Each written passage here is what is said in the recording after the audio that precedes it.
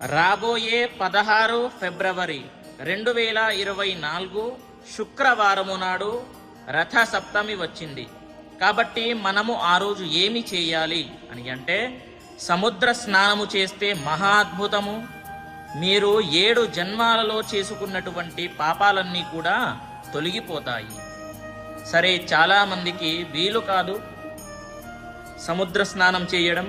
ఏమి చేయాలి అని అంటే, సూర్యోదయము కంటే ముందు లేవండి, లేచి తలస్నానము చేయండి. తలస్నానము చేసి సూర్య భగవంతునికి ఆహ్వానించి మనస్ఫూర్తిగా అతనికి నమస్కారము చేసుకోండి. ఆ రోజు చాలా సాంప్రదాయాలు ఉంటాయి. ఇంటి ముంగల రథము యొక్క ముగ్గు వేస్తారు, సూర్య భగవంతునికి పూజిస్తారు. మీరు ఆ రోజు సూర్యోదయము కంటే ముందు లేచి తలస్నానము చేసుకొని సూర్య భగవంతుని దగ్గర ఇలా నమస్కారం చేసుకోండి. నేను ఇప్పుడు మీకు ఒక మంత్రం చెప్తాను, అలానే చెప్పి నమస్కారము చేసుకోండి.